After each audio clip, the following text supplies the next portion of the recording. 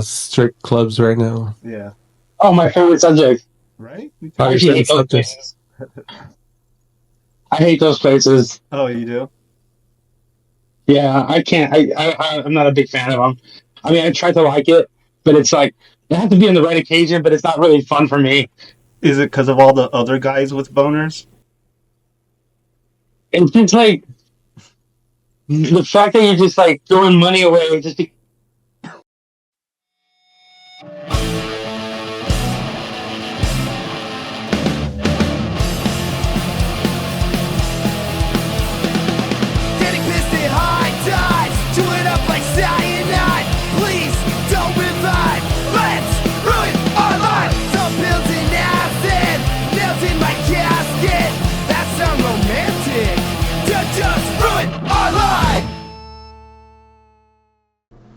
So, Michael, what inspired you to start collecting and selling records? My brother had passed away, and I was looking for something positive to do with the cash that I had, and yeah, I was in a really bad point in my life, and I just I got inspired to start collecting records over my brother's death, and like make a record collection and just play records loud enough for him to hear in heaven. I have a really loud stereo, like a stereo system that like it's not just loud, it's like professionally fucking just badass. Yeah. Stereo. Yeah, you could play it up to the moon. Like you could hear it. It's fucking loud, and it sounds clear. So, it sounds really clean. So your brother's passing inspired you to sort of start a collection in his honor. And yeah, that was like sort of to keep his memory going on inside you, because I know you guys are both such huge fans of music. Yeah. That's basically what it was. It was like I was like, well.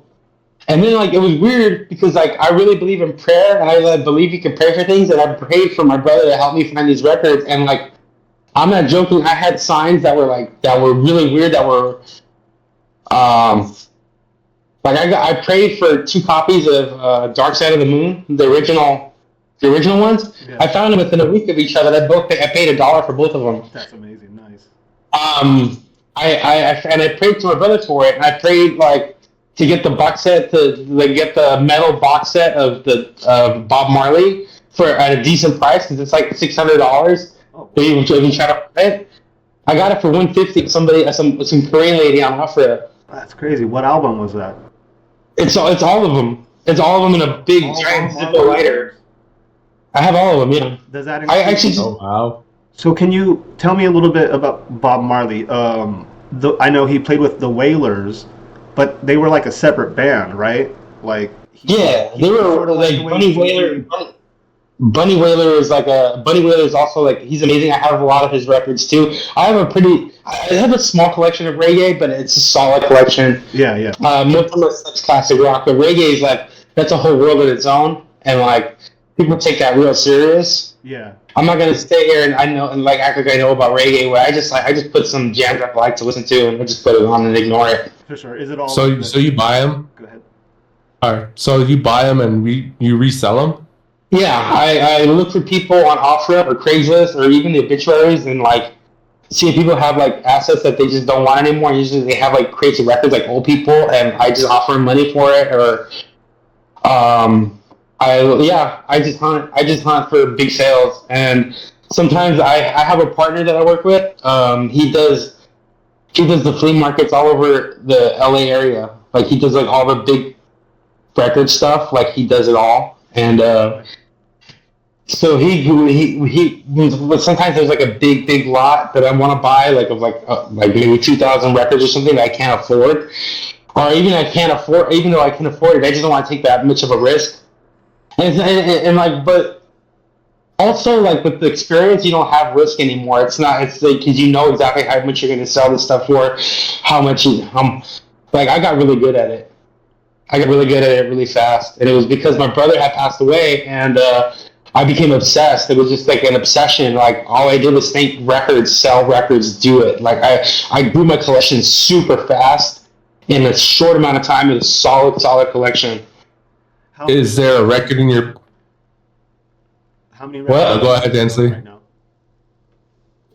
Close to 1,000. I haven't counted them exactly, but like I had sold a lot of them, and right now I'm close to 1,000 records. I haven't counted them. But it's close to that. And those are all like individual, unique albums. No. Yeah, unique albums. Yeah, I have every Rolling Stones record ever recorded. I have an original print of it. Nice, very cool. It's cool. Should you get like insurance for a collection like that? My mom has house insurance, so it's like basically covered because I had taken pictures of it and let like it's known. Does the age of the vinyl like put more? You'd be surprised what brings up the price of vinyl. It's like it's so bizarre. It's like what? it's half like what's trending, half like what's like obscure, half what's really popular. Like you would think like. But yeah, I have 2 copies of Dark Side of the Moon. If I really waited, I could probably get $400 for it. Right. Cash each one. But it's not that hard to find because they sold so many copies. And the reason why mine are so valuable is because I have both posters and the stickers inside of them. Right. Untouched. And untouched, and they're worth that much money. I have other record. I sold a record once for $600, just one record. I paid like 50 cents for it at a flea market. No, it wasn't a flea market. How were you able to flip it like that? I didn't realize what I had bought, and I knew it looked distinct, and it was just the record. It didn't even have the sleeve or anything. It was Baker's Banquet, like the press off the press. Like it had the disc, like it had like the impression from the actual impression. Yeah. Like when they made the vinyl, there's like a ring around it that only you get off an actual copy from the pressing. Oh, sick. So like the first 1,000 are made like that, and then they just start duplicating them off of those. Right. And I bought one. I bought one. I didn't even know where I actually don't even know where I bought it. It could have been a flea market. It could have been in some kid's garage. I was doing so many sales because during the pandemic, my brother died in the pandemic, and during that time, people were my cat's just going crazy happy. People were just like selling their stuff. They needed money, right. And I was able to get records a lot. I'm gonna put my cat in my mom's room. Yeah, no problem. So, what kind of record player do you have? Do you have like the vintage vinyl record player? I have it's from the 80s. It's just like the standard. I get most of my equipment from the 70s or 80s because that's when audio equipment was just made. That's all of the best. Like it had no digital. It was just pure analog, like drive. You can get stereo. I got my stereo super loud, and it's all stuff from the '70s. And my receiver is in like a 1976 Kenwood receiver. What does that mean? Right. It's a big brand, I assume. It's a brand. It's a brand, and it's just it was just one of the top of line stereos that you could buy at that time. During that time. And I also have a record player, a Techniques record player that was top of the line in the 80s. That was like, at the time it was top of the line. So that's what I have. Go ahead, Frank. Oh, that was the only question I had. Oh. So what the $600 record that you sold, I believe you said it was Beggar's Banquet, was that the most that you've ever sold a record for? Yeah. Yeah, a single record. That's not the most money I've ever made. Oh, but just on one record, that was the most for a single? On one record, yes. Oh, okay. But like on several records, I've made a lot more money. Like a lot more. Like what are we talking? If you're comfortable. I sold a lot of records for. I put together collections for people. Like when I was buying and selling so much of it, I was putting together collections for people. I was getting $1,000 for like a collection of 100 records. Wow. And I was buying them for 50 cents to $1 a piece, and just knowing what to look for, and knowing what titles people like. Okay. And I do have a question. Yeah. So you're a collector pretty much, right? You collect and you resell them like everyone else does. So I do collect too myself. And every collector has like a holy grail. So for you, what is the holy grail of the records that you can get? Personally, I'm really proud of my Rolling Stones collection. I have every single one. I bought it off a guy, an entire collection that he had. He's an actual member of the fan club. Oh wow! Official Rolling Stones fan club. Official Rolling Stones fan club from the '60s. Like he was an original member from like he had all this like gear, he had all this Rolling Stones gear, and I was like, dude, why are you selling these? Like he's like, I just really need the money, and I was like, okay, well, like this is what I'm gonna offer you. Like I'm not trying to lowball you, but this is what I can afford, and I offered him $500 for every record that he had.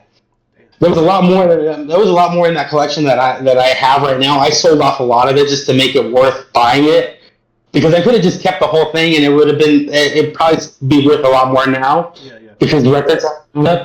But is there anything out there that you haven't got your hands on yet? Like fucking Prince moaning for like half an hour. Like is there any like, Metallica? Not really. Like because it wasn't. The way I wanted to make my record collection is not so much to have every record ever made or have every record that's worth a lot of money. I just want every record that means something to me. Like just a record collection that like if I pull something out random, it generates something with me. Like it has like some sort of connection with me. Like That's cool. it's not just like one or two songs that I like. No, these are real albums. Like I mean, I have a couple like that are just funny. Like I have MC Hammer's. I have some MC Hammer, like Nice. the chart topper stuff, and like I have it. Order So one MC Hammer for Frank, please. Put me in. Frank, you're getting an album. I prefer I have Michael Jackson. Do you have any Michael Jackson? I have an original. I have two originals of the Thriller. I was just about to ask that too. Thriller. That's like a. I have two original copies of the Thriller, and the original copies are different than the ones that most people get their hands on. On the back, where it says producer credits, Michael Jackson gets co-producer credit on the back of those records. But the first like 10,000 copies just says Quincy Jones, and I have two copies of the Quincy Jones ones. Yeah. So the ones with Michael Jackson being the producer in the back is worth a lot more? No, it's worth less. Oh, it's worth less? What? It's worth less. Why is that? Because they made a whole bunch of copies of it, and then Michael Jackson saw that the back didn't have him as producer credit. Oh, we can't hear you. Uh-oh. What? We can't hear you.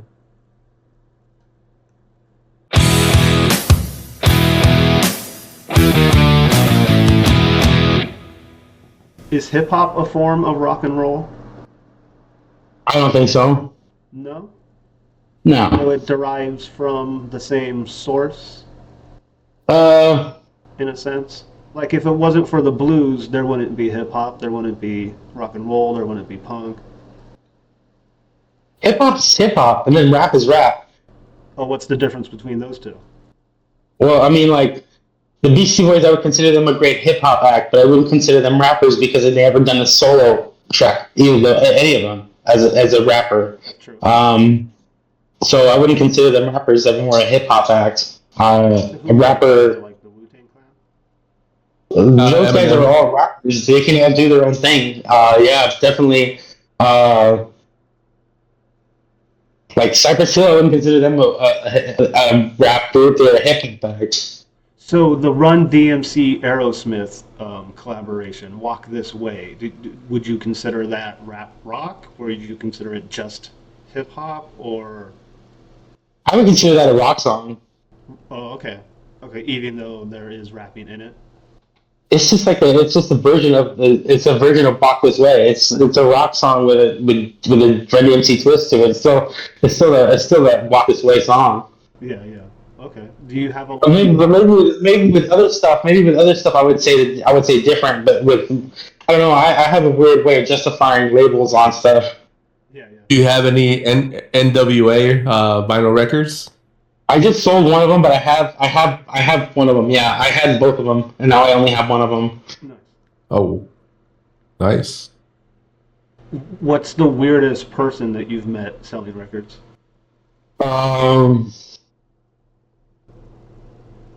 I'd imagine some like strange person hoarding stuff, or maybe even like not. Yeah, I've seen some people like that just I've seen a lot of tweakers that need money and like I've like totally undercut them for really good shit because I know that they need the cash like right then and there. I was like, all right, homie, I know what you need this for. You need $20 or $30. Like, give me the loot. Like I bought my Technique speakers like that.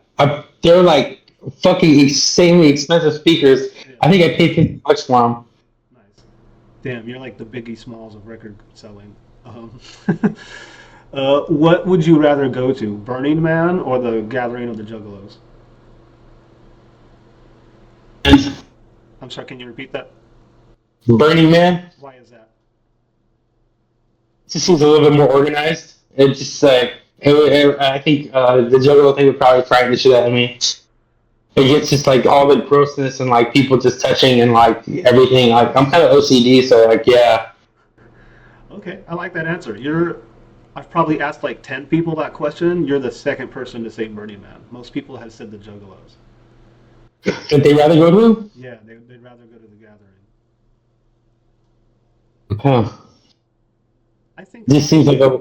rather go to Burning Man. Like if it was like I could only choose between one or the other for the rest of my life, I'd choose Burning Man. I mean, think of all the hot women at Burning Man, and that type of event, just my God. Yeah. I would rather go to Burning Man. I've never been. I think it might be cool to go. I went to South by Southwest before it got really lame. Yeah, yeah. No, well, that's different than Burning Man. Burning Man's such like a radical thing. Well, what about you, Frank? Would you rather go to Burning Man or Gathering of the Juggalos? I've heard of the Burning Man before, so I'd rather go to that. I never heard of Gathering of the Juggalos. Oh, it's the Insane Clown Posse's yearly festival. I think you said that to me before. I just kind of forgot, to be honest. I mean, it sounds kind of like the Gathering of the Juggalos, like a bunch of nuts, or like it sounds like a huge sausage fest, to be honest. But They actually have a Miss Juggalette contest where it's like a beauty contest. So a bunch of like fat, like half naked bitches, and then like a few like really beautiful ones who probably have meth and heroin addictions. It looks like a good time to me. It looks like hey, do you have like a vinyl in your possession that you're not willing to sell? Something that kind of like hits close to your heart, something that you want to keep for the rest of your life? I there's so many of those records that I can't say yes because like I have so many of those records and I've sold a couple of those records only knowing because I know I can replace them later. Yeah, I have a ton of records that like I won't sell them. I know they're worth a fortune and I just won't sell them. I'd rather have that being a copy that I listen to than I have a original Chuck Berry that I don't know what it's worth. I can't imagine what it's worth. It's from Chess Records. It's an original print. I can't. I don't. It should be in a fucking museum. I listened to it. Yeah, from what year? I believe it was 54 or 56. Oh wow, that's awesome. Yeah. 70. What about Johnny Cash? Do you have any of those? Yeah, I have a lot of his records. I have Oh, wow. some compilation records. I have the live at Folsom. I have the live at San Quentin. I have a few of his just solid records like that because he gets so many. It's kind of hard. Like if you go to Johnny Cash fan, you either get all of them or you just get a few of them. I have a few of them. Have you ever refused a sale? Yeah, I kind of have. What happened there? I've had people offer me like tons of money for records that I have, and I'm just like, I tell people to leave sometimes because they won't just take no for an answer, and like they start getting really weird about my records, like they don't want to leave without them, like, and I'm like, well, they're mine, dude, like they're not for sale, like I have records that are for sale. I have a pile over here, and like those are for sale, and then those are my private collection. I told you that when you came here, like I separated, and like this, yeah.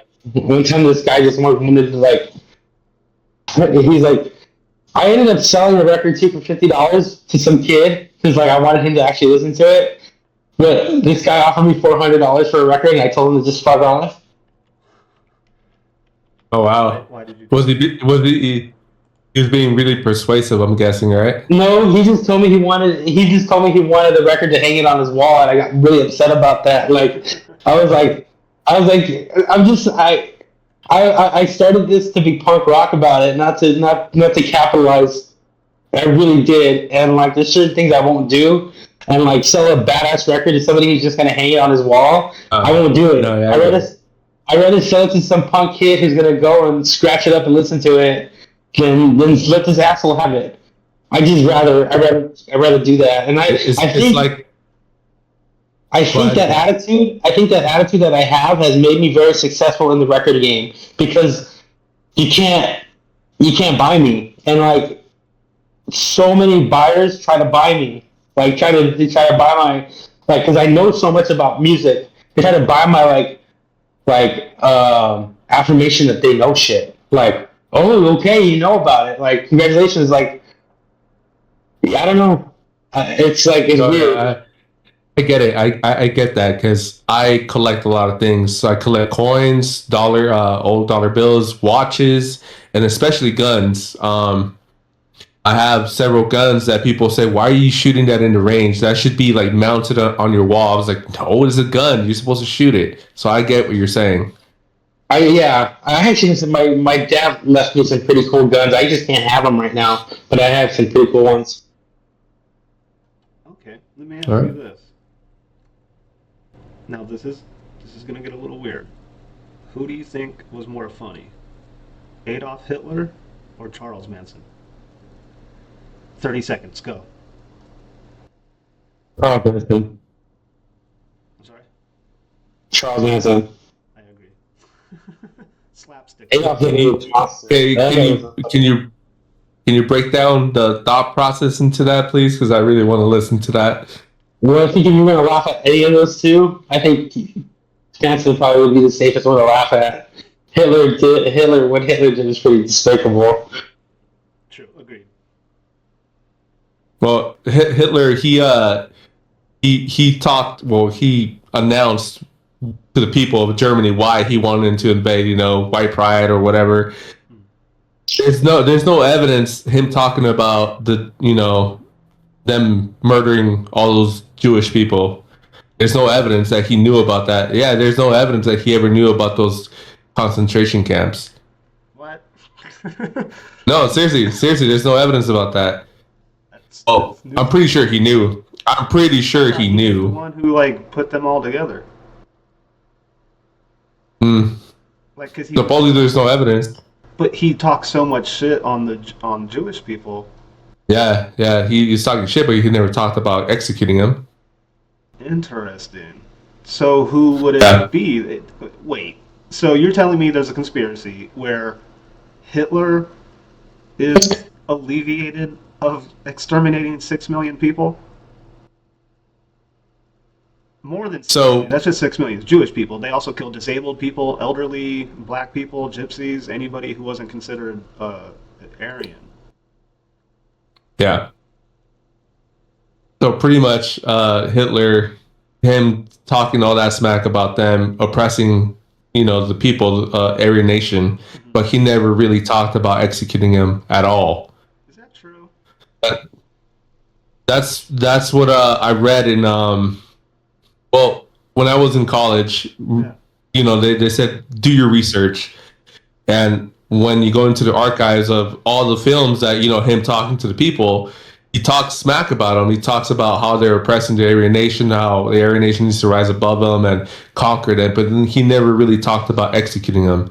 Maybe I'm wrong, but that's what my professor told us. So to say that he was, in charge of the execution, that's not really a fact. That's just an assumption because he never really said it. And there's nothing written on paper that, who knows? There might be some, but there's no evidence of it. Well, that's kind of similar to Manson in a sense, right? Because Manson convinced those kids to go kill Sharon Tate and whoever else or whatever. Like Manson never got his hands dirty when dealing with his cult. So like Yeah, pretty much. a way It's to sort of like the way yeah. America doesn't say let's go kill all the Muslims, but that's what we do. Like that's another reason why I think Charles Manson's a little funnier is because the fact that people literally followed him. Uh, I mean, like there's kind of humor there. Like some crazy guy with a beard and lives up in the fucking desert wants to like manage my life. Okay. Easy. Not all people with beards are evil. Well, I have yet to meet one that changed my mind. Well, tune in, listen in, there, buddy. I'm just kidding. We're gonna start a cult tonight. Don't say that. Don't say that. Your FBI's gonna come through my door, take all my guns away. Cults are bad. Cults are bad. Okay, so Michael, Newcomer. Can you hear me? Yeah, we can hear you. Okay. What do you think about the death sentence? Do you think that it makes sense to allow the government to decide to kill people despite all the evidence that shows like people get locked up who didn't commit the crime? A lot of people go to the death penalty and then 20 years later it's figured out they didn't actually commit the crime. Does it make sense capital punishment in a democracy? Honestly, don't think so because who are you to judge whether or not somebody should be killed? Even the person who's doing the killing, like how are you supposed to judge whether or not you should put this man to death or not, or whether or not some sort of like program might reform him and save his soul? Right. I believe that God is the only one who should be playing God.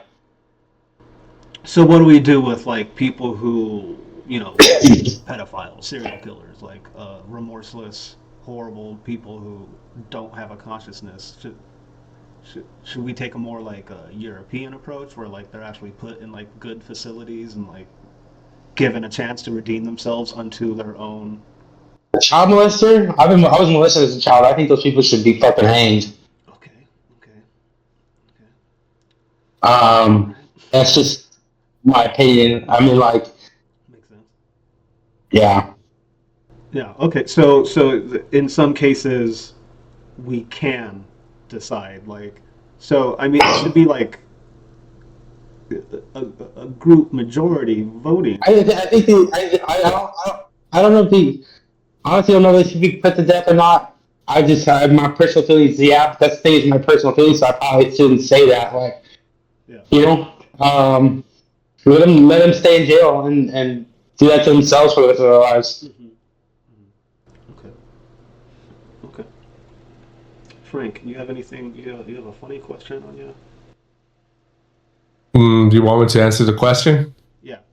Are people being put to death? Well, if there's hard evidence that they committed a crime, they kill someone in cold blood, then yes, I do believe in that. But if there's no evidence or what he's called circumstantial evidence, then I don't know. I think some sort of a process of them going through, to prison to be reformed. Because who knows? Like I said, like Newcomer said, only God can judge a person like that. I mean, I believe in eye for an eye, but that's only on me because. So I have a friend. I'm not gonna say his name, but he's from Rancho San Pedro. He's a gangster. He was he killed like 8 rival gang members when he was like 15 years old, and he's just about to get out of jail, possibly. Prison.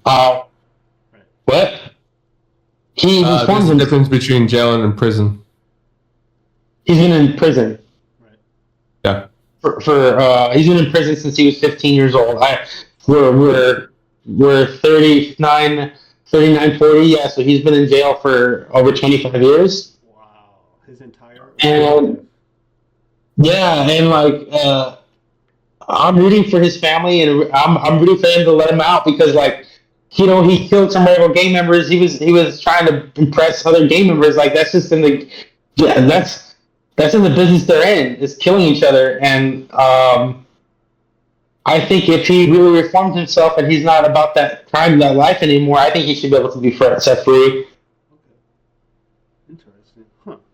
He didn't kill any children. He went into I think the story is he went into a place that a place that he knew the rival gang members were going to hang out, and he just unloaded on them and left. But I don't know the whole story.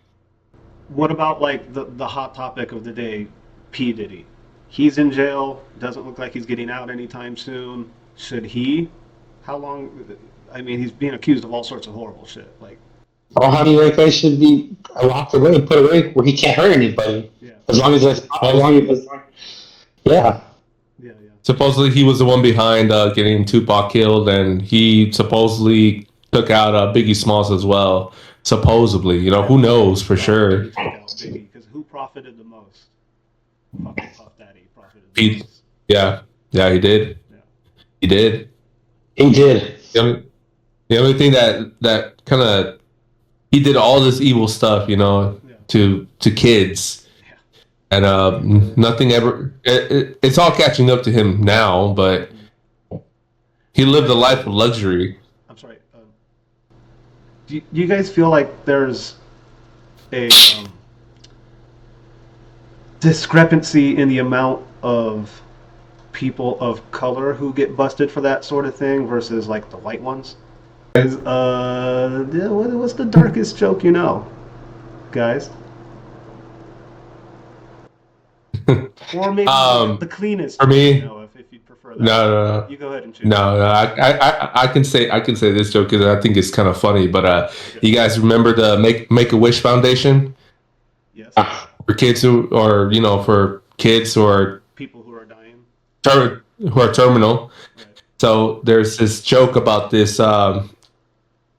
kid who's in the Taliban and he's terminal. So he made a Make-A-Wish Foundation for him to be a suicide bomber. So instead of actually putting bombs on him, they put like confetti and those poppers. So he went into a room and just popped the little confetti and said Allah Akbar and just pulled the little strings and nothing but confetti comes out. Gonna do like a mock suicide. I see Newcomers. He's laughing about it. But I heard that joke and I was like, oh man, that is so wrong on so many levels. I didn't tell it correctly, but you guys get the joke, right? Let me stop. What was that, Newcomer? Say it again.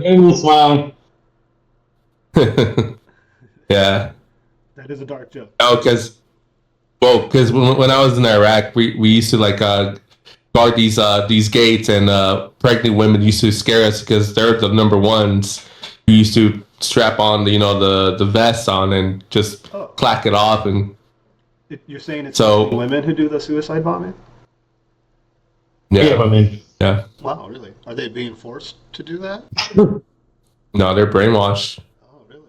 Like how Adolf Hitler brainwashed all those people, and what's his name, Charles Manson as well. There's just a religion. They believe in God, and the Akram and all that stuff. So they believe if they sacrifice themselves for that higher cause, they're gonna get into heaven. Do women get 72 virgins? No, they're one of the virgins, I guess. But they become one of the 72 virgins. yeah. Wow. Iraq has the biggest graveyards, or what do you call it? Cemeteries. Yeah. This thing is massive. Yeah, because that's where Muhammad is buried. That's crazy. Muhammad. Yeah. Off topic. No, go ahead, Newcomer. If you know a bad joke or I can't think of one I can share. What do you mean? It's only going to be on the internet until civilization collapses. Yeah. Yeah. But no, I will never coerce or force somebody to say something they don't want to say. I will ruin my own life. I'm not actually trying to ruin other people's lives. So if you feel comfortable saying something, don't say it. I'll tell you a dark joke. How do you make a baby keep on crying? You wipe your bloody dick all over its teddy bear.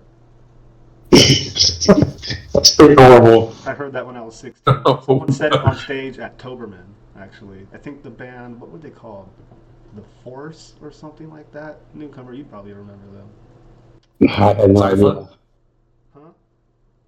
What'd you say? You remember Cypher? Yeah. Cypher? It was not Cypher. That wasn't it? Oh. Shout out to those guys. Those guys rule. Those guys are they still around? No. Well, I mean, they're in bands. They're all in bands. They all do the music stuff. And the Cypher as a group is not around. Right, yeah. No, they all do separate things. They're all like equally successful in music. Timmy, Sean, Anthony, those are probably some of the most talented musicians I've ever met. Yeah, they're really cool guys too. I really like Anthony. Yeah. And I like all of them. They're really cool, solid dudes. They are, yeah. I had jazz band for like 3 years with Tim and Sean, and Elliot was in that class with us, actually. Rest in peace, our good friend Elliot. Can you still hear me? Yeah. So I had a question for you, Newcomer. So if you would take at least 5 of your vinyl records and have it signed by those artists, which ones of those 5 would it be? Pink Floyd, because they're still around. Like the original members are still around, except for Sid Barrett. But I mean, they created their biggest releases without them. So I'll probably have Pink Floyd. I have all Pink Floyd records. They're pretty cool. Oh, that's awesome.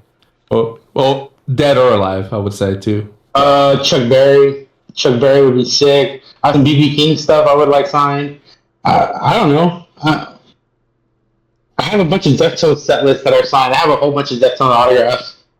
I've seen Deftones so many times. I've seen Deftones like play small little clubs, and now they're playing arenas, which is insane.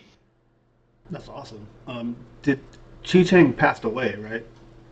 Yeah, Chi Cheng died. Was it from that car crash coma?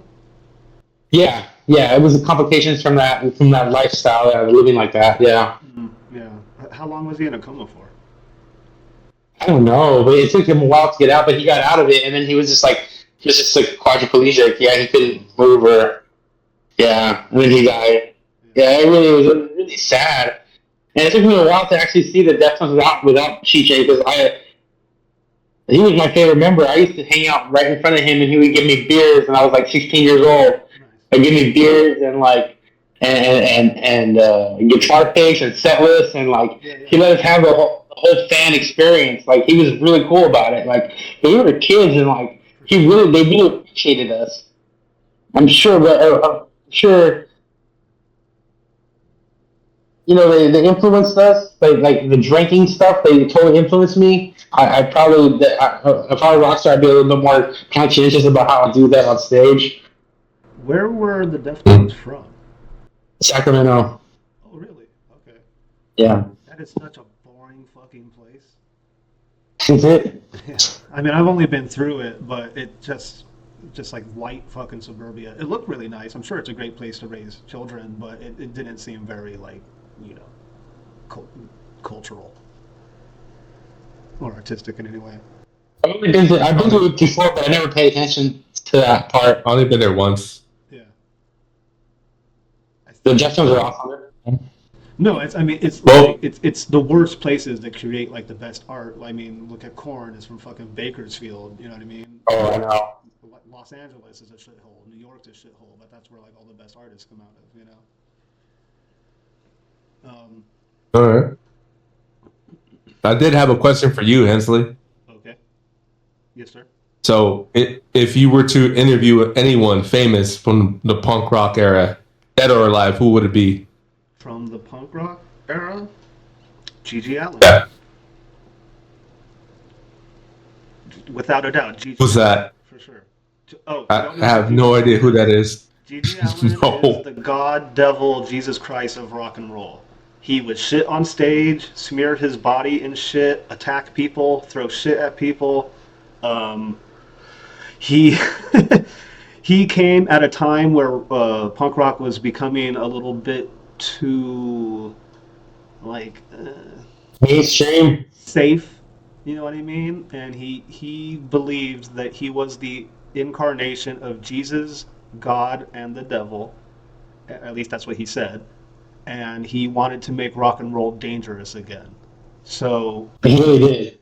and he really did, yeah. Like you were scared if you went to one of his shows. Like he would attack you, and he You would might get murdered.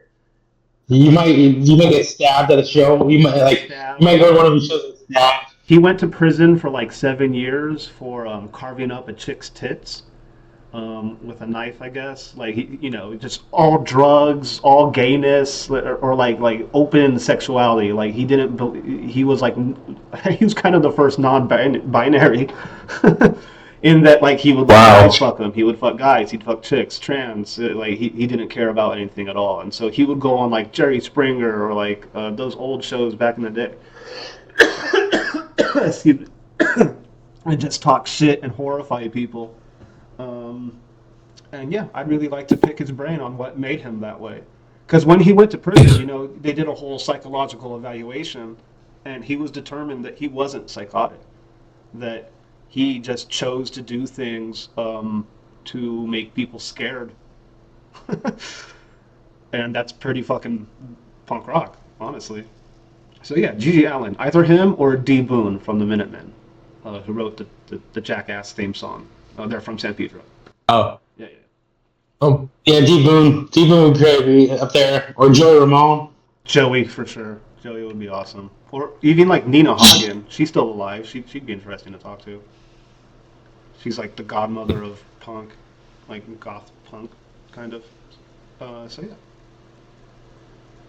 What about All you? right. If you could interview anybody? Oh, by the way, Frank has a podcast that everybody needs to go follow. It's called Paranormal Interview. Paranormal INT 24 on Spotify, YouTube, Apple Podcasts, Instagram, anywhere else. Yep. Yep. No, that's it. That's it. This is called Paranormal Interview, and Paranormal INT 24 is our Instagram page. So, and our Gmail account. For sure. So, if I were to interview anyone that is paranormal, like an entity, a ghost, or a demon, it'll probably be Annabelle. What's that? I have so many. Annabelle is it's a doll. They made a movie series about her too, but Yeah. she's an actual real doll. It's I forgot what it's called. Raggedy Ann doll. It's a Raggedy Ann doll yeah, it's a Raggedy Ann doll that is possessed by a demon. And it's really And, it's a museum because of it. It's true. Yeah, and it's in a glass. It's in a glass box that is blessed by like priests for it not to like escape. So if I were to interview anyone, it would be her or him or whatever that thing is. Wait. Can you tell me more about this? You're saying it's one specific Raggedy Ann doll? Yeah. What Yeah. happened? Did it like attack a child or? So in the movies, supposedly a child died, and a demon tricked the parents thinking that it was their daughter, and it tricked their parents to make its essence go into that doll. Huh.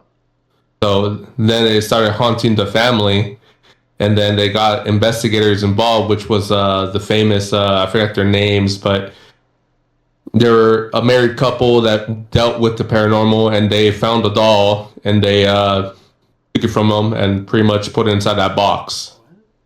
that glass box. Yeah. So, Mike. and there's movies about this too. You can hear me? Yeah. Yeah. Oh, yeah, I knew about this. It's yeah, the Warrens. The Warrens are the names of the married couple. The Warrens, yeah. I like The Conjuring. The Conjuring was one of my favorite horror movies, and it's based on a true story. It's pretty cool. I like paranormal stuff. I believe a lot of that stuff is true because I've witnessed some crazy things in my life.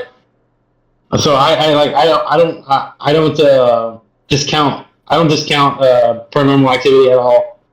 Yeah, for sure. What's the Oh yeah. spookiest thing you've ever experienced, or do you like let's narrow it down a little bit more? What about like ghosts? I was saying like I was praying to my brother for like things, and I would get them. Like I got 2 copies of the, and then I asked him. I literally asked him out loud. I'm like, "Give me a sign that you're doing this." And my mom told me to sell his bed because my mom didn't want the memory of his bed in there anymore.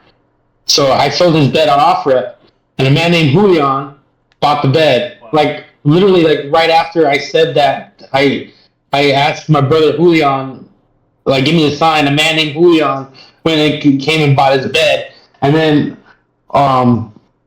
the day they brought his ashes, the plaque on his ashes, it was done in Mexico.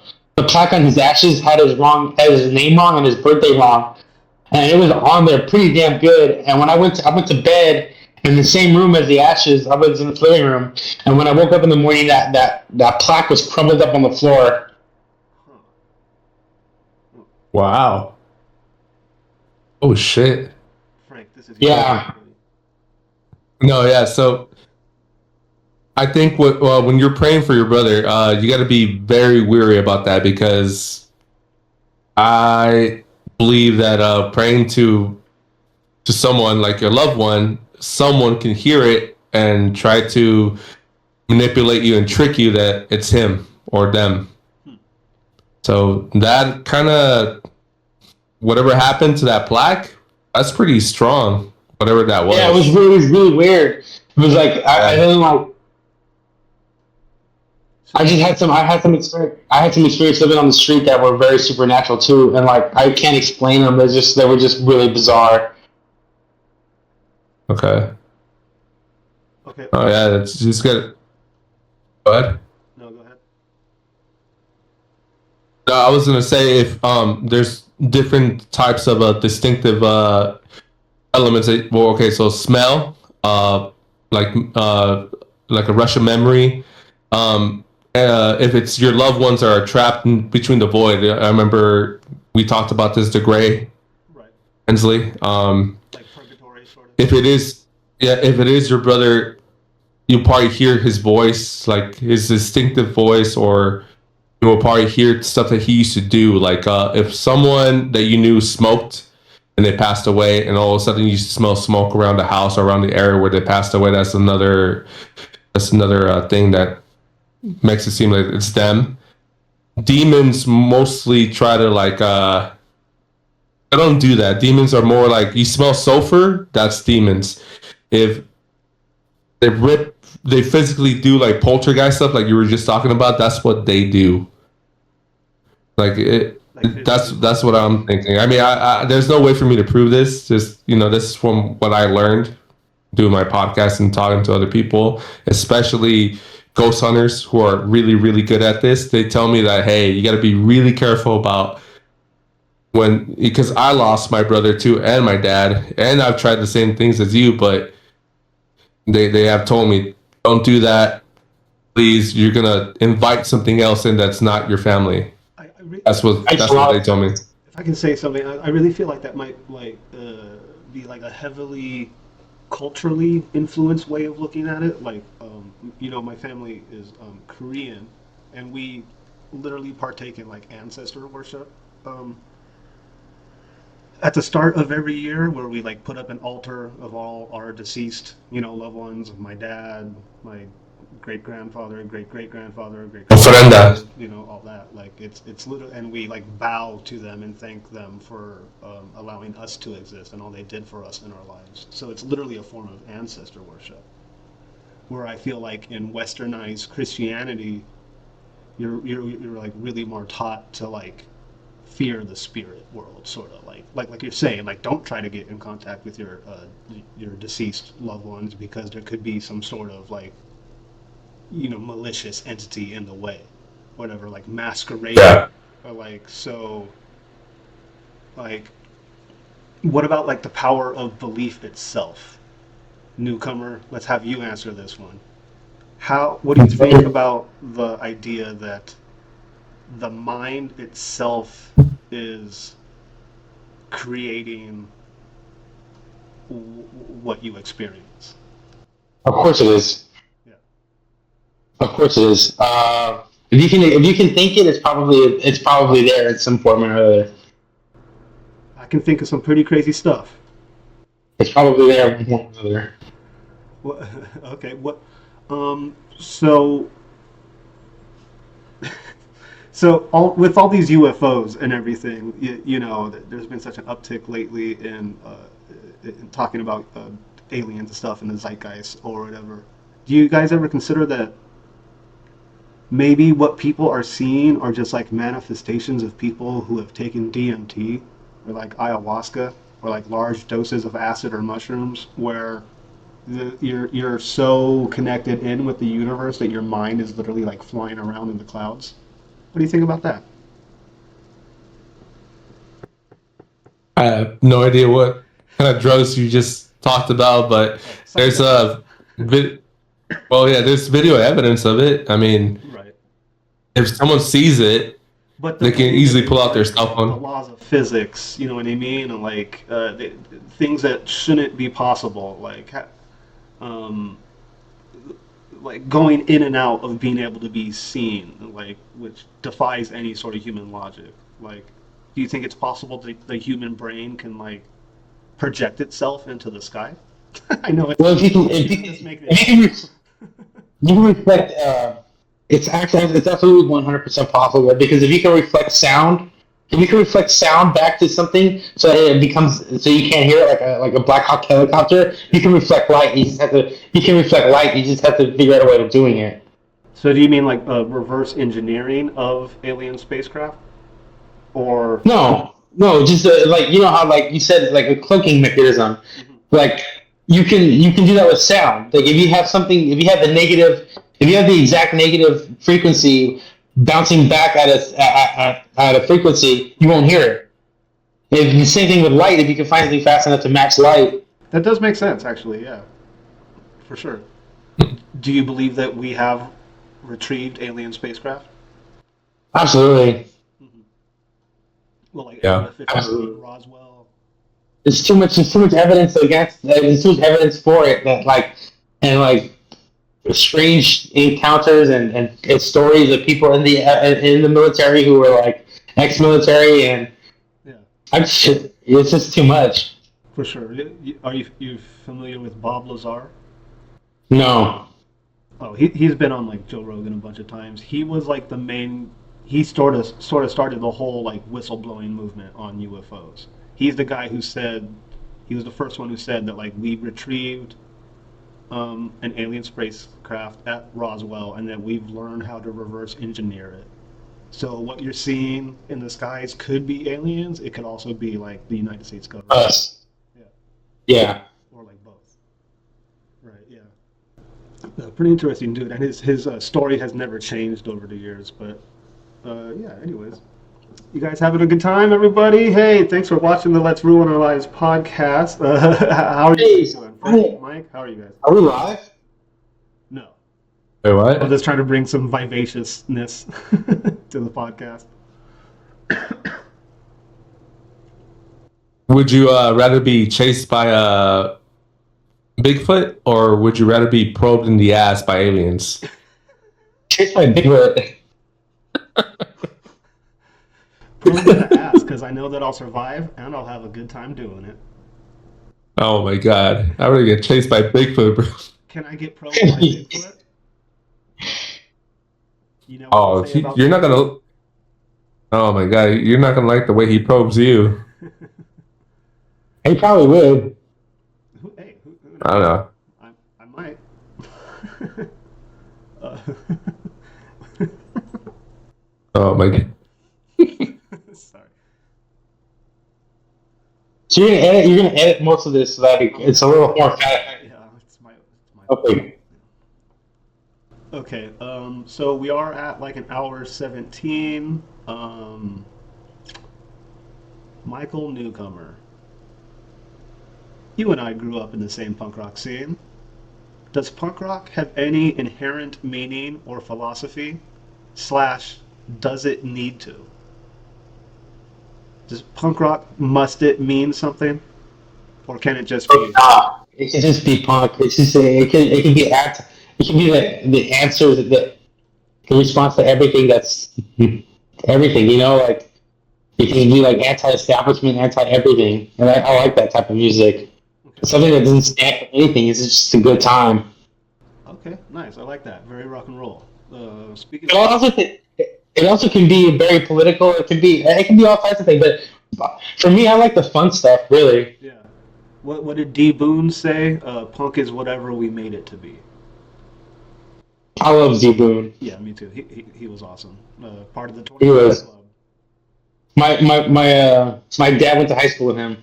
They were friends in high school. What? Yeah, they were friends. They actually used to hang out and have lunch together.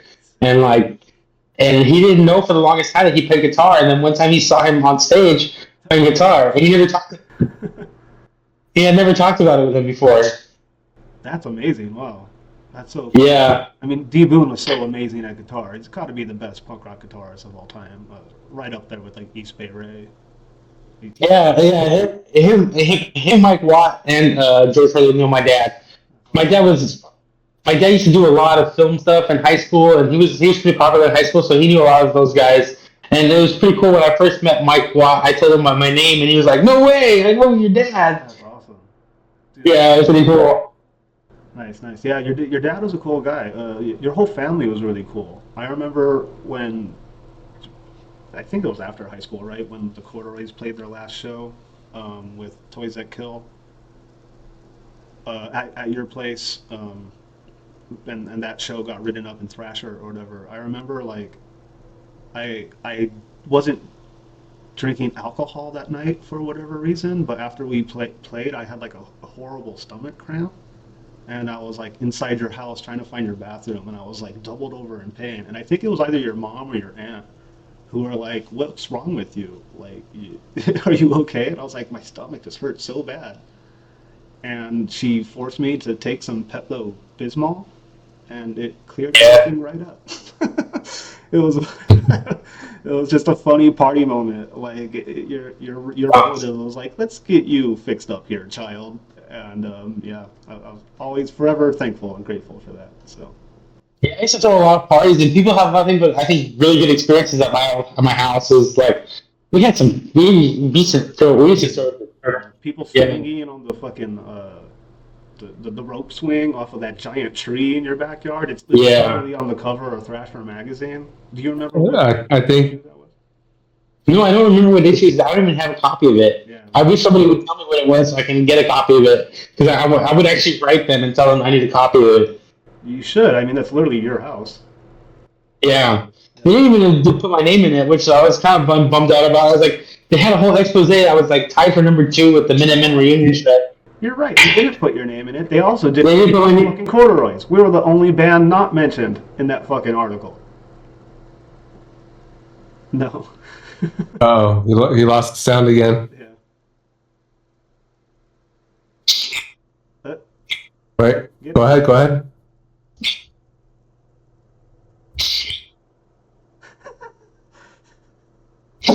No, No. can't hear you. Yeah, a little bit. No, Yeah. speak louder. Now? Can you hear me now? Yeah. So I was gonna ask, where did you live? Because I think I've been to that house before. Because I remember seeing a big swing by a big tree. Hey, over on 10th Patton.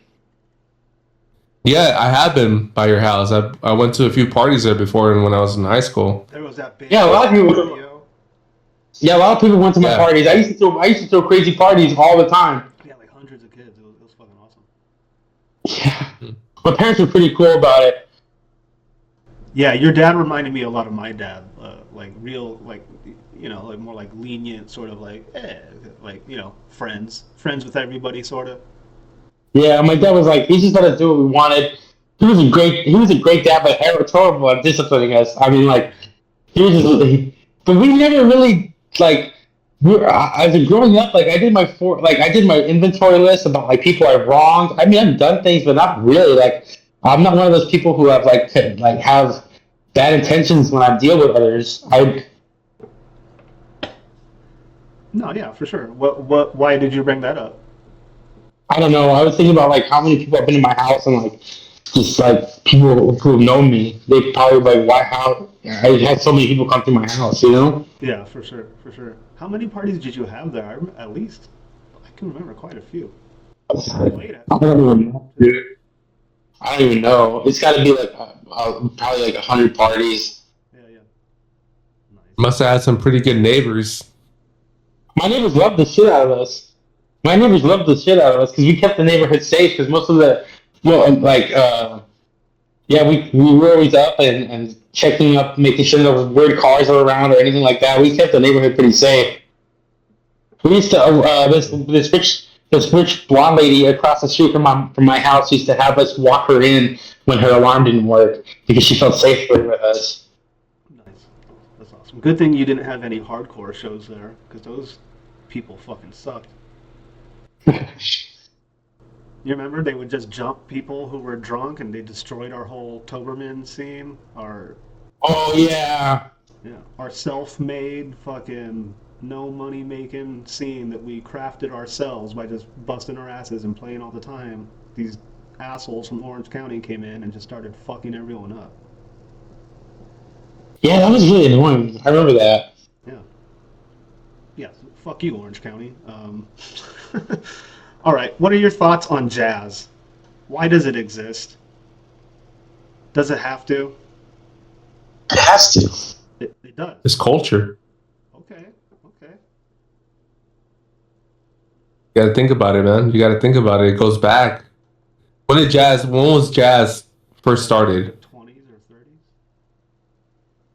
I think yeah, in the 1930s, maybe the 40s. I remember it distinctly from the 40s. Probably earlier than that. This is from New Orleans. 30s. Newcomer. I think it's earlier than that. Yeah. I think it's earlier than that. So it came. Wait, hold up. Sorry. What happened?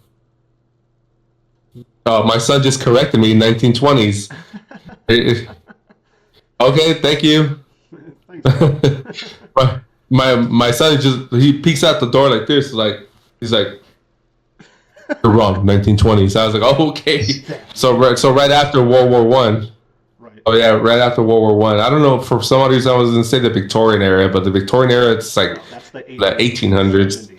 Yeah, that's the This is over here. 1800s. Jazz was considered in the late 19th century, early 20th century. Wait, you're saying it was created in the 1800s? Late 19th century and early 20th century. So yeah, yeah. 1895. 1895 is when Buddy Bolden started his first band, Huh. Who's that? and that's a jazz musician of some sort. I just Wikipedia it. Wow, what? 1895. 1895, the first That's jazz band. Wikipedia.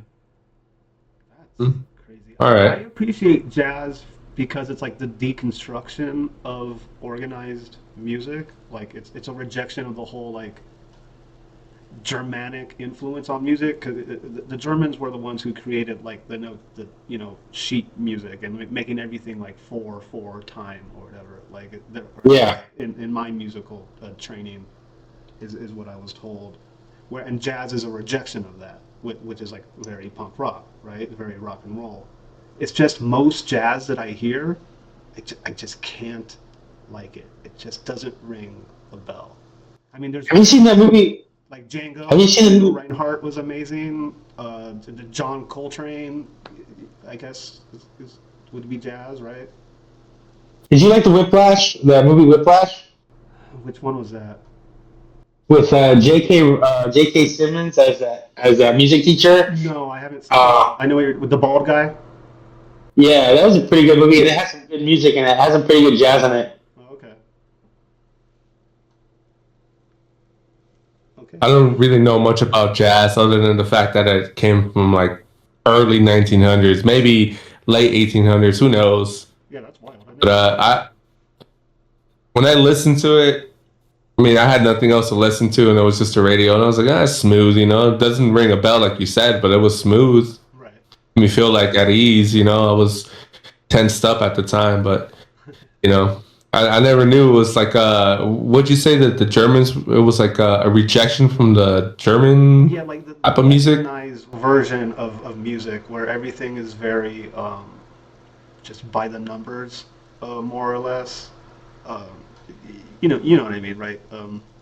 My, Yeah, I know what you're talking about because that's how I play the piano. I play the piano very like mathematically. I'm not very good at playing rock and roll on the piano, but I can play classical music like really well on the piano. yeah, yeah. We're so like with the German tradition, the Western tradition of music, it's very 1, 2, 3, 4, 1, 2, 3, 4. Yeah, Whereas jazz is 1, 2, 3, 4, 5, 6, 7, 8, 9, 10. Yeah, I mean they're yeah. going in and out of the rhythm and like playing notes that don't match with the other instruments a lot of the time, and it's very freeform and experimental. So I appreciate that. I just don't like hearing it for Mm, whatever reason. yeah. Oh, let me see. So you think punk came from jazz, or what do you think started punk? I, do you want to go ahead, Mike? You answer that first. Not sure. I there's a lot of theories on that, like what punk started. I think the Minutemen was pretty early in it. The Minutemen kind of like set the stage for what punk rock should be. I think. But I guess maybe because I'm from Pijo, you have somebody else that they might say something different. But like me from Pijo, like my roots just like say like the Minutemen really started that shit. Like, and it's a fact. They kind of did. Like, They was So did what it? started the first? whole. Go ahead. What started first, punk or metal?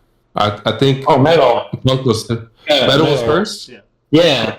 They asked Ozzy Osbourne. Ozzy Osbourne said something like, why is there scary music movies? We can't make scary music." And then that's how metal was created. It was Ozzy Osbourne, Black Sabbath. Yeah, for sure. I'd even argue that Voodoo Child, Slight Return by Jimi Hendrix is the first metal song. There you go. There you Yeah. go. We Yeah, can hear you. Yeah. Yeah, we can hear you. I think, Okay. I think, I had to push it back in. I think the real question is what is punk? And I think punk is more of an idea than it is really a music genre. Obviously, it is a genre which has a very specific sound, but within that genre, it can be anything. Hip hop can be punk, jazz can be punk, blues can be punk. The Minutemen combined punk, rock and roll, jazz. You know what I mean? Punk is more of an ethos. It's more of a philosophy and approach to creating art and to loving art. It's just all inclusive, all accepting. You don't have to be a certain way. You don't have to look a certain way. You don't have to sound a certain way. As long as you're being authentic and true to yourself, then that's what art really is. You know what I mean? Yeah, I believe that. Yeah, I agree with Did you that. just read that off? Blues is punk. It's also taking that which like oppresses you and getting over it with your art. The way blues musicians, although a lot of them and the early rock and rollers were all manipulated and taken advantage of by the music industry. A lot of them really took themselves out of lives of suffering. Look at Muddy Waters, Howlin' Wolf, Chuck Berry. Like, you know what I mean? Art is a way to get yourself out of the muck and to make the world a better place by doing so. And I think that punk rock is really just like, I love music. I love music in its entirety. It really has saved my life in many ways. yeah, yeah, for sure. But I mean, like, like Taylor Swift isn't punk. You know what I mean? Like I like Taylor Swift is. everybody keeps saying that on my fucking show. You're all fired. You're never coming on again. People are defending Post Malone, Sum 41, fucking Taylor Swift. What's next? Fucking Billie Eilish, goddamn Milli Vanilli, Vanilla Ice. So What is wrong with Post Malone? Fuckers, man. If one more person defends Taylor Swift on my fucking punk rock comedy show, I'm gonna lose my shit. I like her album. I like her album 1989. That's a pretty badass album from Taylor Swift. I like Teardrops on my guitar. Did you hear how she started? Did you hear how she started her music? Like she was like a country solo artist. Yeah. No. Like the person who actually taught her how to play guitar. No. She was getting tutored by this guy, and I don't know for what subject or what class it was. And the guy brought his guitar, and she was like, "You know how to play guitar?" And the guy's like, "Yeah, you want me to show you how to play guitar?" And that's how they started. Okay. Yeah, that's not Yeah. a fucking amazing origin story. Hey, do you want to know how to play guitar? Well, still, she just got it from some random guy. Who was this guy? Like a magical host? I don't know. I think It's Miley no one now. Cyrus is infinitely more talented than Taylor Swift. Mm. Her voice is distinct. Her godmother is Dolly Parton. Her dad wrote "Aching Heart." Miley Cyrus has this like really raspy voice now for some odd reson, Yeah, but she Taylor has Swift, she's still. Yeah, she has some sort of affliction, I guess. Well, Taylor Swift she still maintains her voice. Like it still sounds like a. Yeah, but it's like auto-tune, and it's like she's not really. It's not. Who would you rather? Hey, Taylor Swift was right. With? This is a question for both of you. Who would you rather go to Burning Man with? Taylor Swift or Miley Cyrus? Oh, Miley Cyrus, I have down. 100%. Taylor Swift. No. Taylor Swift for me. Miley Cyrus would know how to party. Yeah, that's what I'm saying. Taylor Swift would be dragging ass. Taylor Swift would be dragging ass in her high heels, like not knowing what to do in the fucking desert. Miley Cyrus would be down to hang out and like have a good time. And Miley Cyrus, you could take acid with and fuck in the butt. You know what I mean? Yeah. Taylor Swift She's needs crazy. neither of those things. yeah, Gotta have some class there, Hensley. Gotta have some class. Come on, man. I mean, not really my style, honestly. I kind of have no choice but to choose the biggest skank of all. I don't think Miley Cyrus is a skank. Didn't she write a song about her ex-husband? Well, she didn't really write it. She kind of stole the song from, or she got the rights from Bruno Mars. Oh, really? And then she rewrote, yeah. I mean, Mostly about her ex-husband. is it good? I think it's called Flowers, and yeah, it's pretty good. Song? Yeah. That's like her most recent hit, right? With the Yeah. what was that, Newcomer? Have any of you guys seen the new movie Piece by Piece? The Pharrell Williams story? No. I want to see that. I heard it's going to be really good. I heard it's really good, actually. I want to take my niece. I want to take my niece to see it because it has a positive message. Yeah.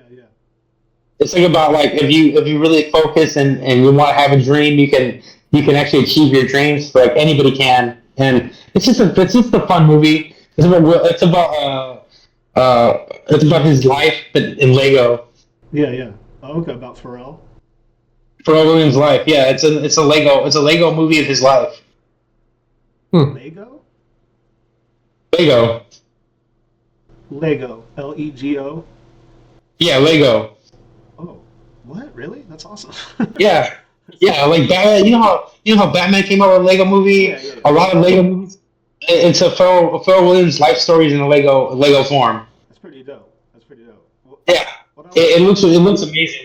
What I like about him is that like he's a very talented producer, probably one of the best, especially in the last like 20 years. But he's also made like he's a household name who also has ties to like more like gangster thuggish shit, like Snoop Dogg or whatever. He honestly is a really nice person. I met him a couple times. He's pretty cool. Oh, nice. That's cool. Hell yeah. Okay, well we're at for an hour 30 here. Oh, Pharrell, that's the guy who sang Happy? Because I'm Happy or something. Yeah. That's He's done a lot of really cool. He's done a lot of really cool albums, and like a lot of stuff that he's done was way before he actually came out as an artist. Like he's done some really cool tracks. Yeah, no doubt. Well, I mean, you guys want to do a little more, I guess? You want to talk more naturally? I can stop asking questions and then we can wrap up? Or you want to wrap up now? Let's wrap up. Okay. Okay, last question, and then we'll wrap up. Does explicit artistic content inspire real-world violence? Like the way metal got accused of making people commit suicide, hip-hop got accused of making people join gangs and commit crime, stand-up comedy causes the moral degradation of society, video games create mass shootings. Do you think that's real? But doesn't that make it awesome? Hell yeah, GG Allen. All right. Frank, anything else you want to add? No.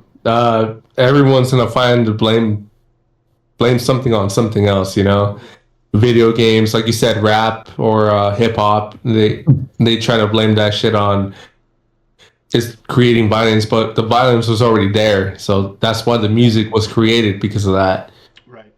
People are just so, what do you call it, paranoid nowadays. But no, I don't believe in that. Yeah. They don't seem to understand that art is a reflection of society. You know what I mean? Yeah. Okay, well, with that being said, everybody please follow Frank and his wonderful wife, Leilani, at Paranormal INT24 on all the platforms. Michael Newcomer, thank you so much for coming on. That was a very nice conversation. Do you want to plug your Instagram, maybe, so that way people can contact you? Or No, good. Okay, no problem. And I've been Josh Hensley, that's a seagull, which is probably long dead by now. Thank you so much for tuning in and watching episode 16 of the Let's Ruin Our Lives podcast. Everybody have a very good night and suck